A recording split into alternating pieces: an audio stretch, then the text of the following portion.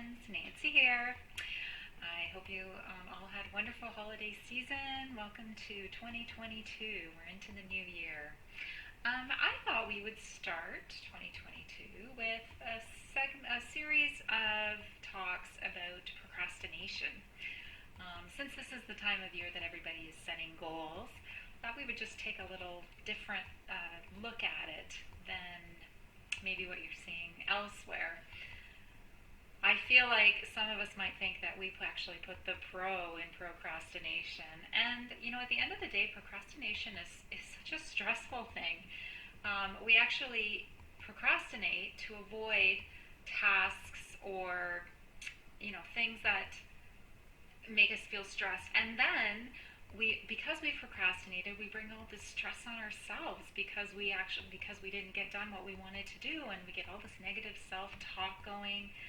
So I thought today this month we would work on some tips to help you stop procrastinating and move from procrastination to productivity, stressing less by procrastinating less. So for those of you who don't know me, my name is Nancy Brooker. I'm a relationship and stress coach. I help women who are stuck in a challenging relationship, whether it's with a partner, a child, a family member, or a coworker, or whoever that might be.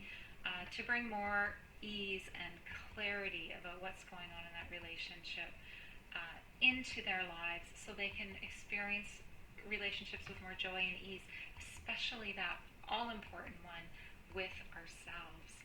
So today what I want to talk about is procrastination, a procrastination tip that you might find a little bit surprising. And that is to start by forgiving yourself for all the times that you procrastinated in the past. And I know that sounds sort of, maybe counterintuitive. Why would I forgive myself? How am I going to motivate myself to get going, to do more, to actually, to actually follow through with what I said I would do?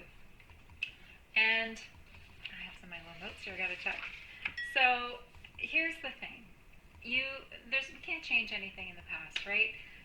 The past is what it is. We can't change it. We can only move forward having learned from whatever happened.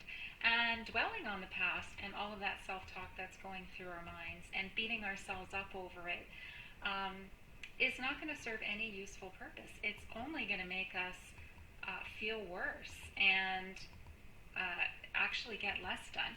In fact, there was a study that was done according to a paper published in Psychology Today where they actually asked the question, if we self-forgive after we procrastinate, do we procrastinate less the next time we face a similar task? And the answer is actually yes. If we forgive ourselves for having procrastinated, we actually will do better the next time. Whereas when we beat ourselves up about it, we're actually creating more stress in our body and increasing the avoidance. So procrastination is kind of an interesting thing, right? Because we procrastinate to avoid that stress like we talked about earlier, but at the same time, avoiding that stress makes us procrastinate more, makes us feel more stressed and procrastinate more. And I'm all about reducing stress in our lives. So, and this is where actually emotional freedom techniques, EFT tapping, excels at really helping with procrastination and reducing that stress in your body.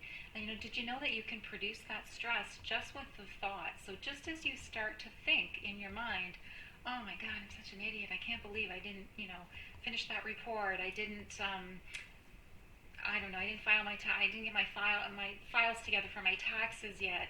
I set this goal, or maybe I didn't set the goal. I haven't even set my goals yet, or I've set my goals and I haven't even started working on them.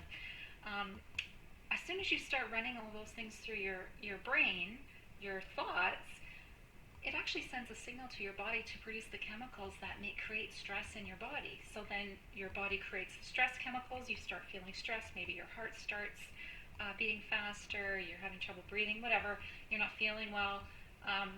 And that then sends the message back to your brain, hey, you're stressed, which then, makes those thoughts even amplify. And it's this continuous feedback loop. So you really want to calm that stress response and take a look at what it is that stopped you in the past from what is stopping you? The way to use the things from the past is not to beat yourself up. It's to look and say, okay, well, what kind of things have stopped me in the past from doing this? Maybe I have some limiting beliefs.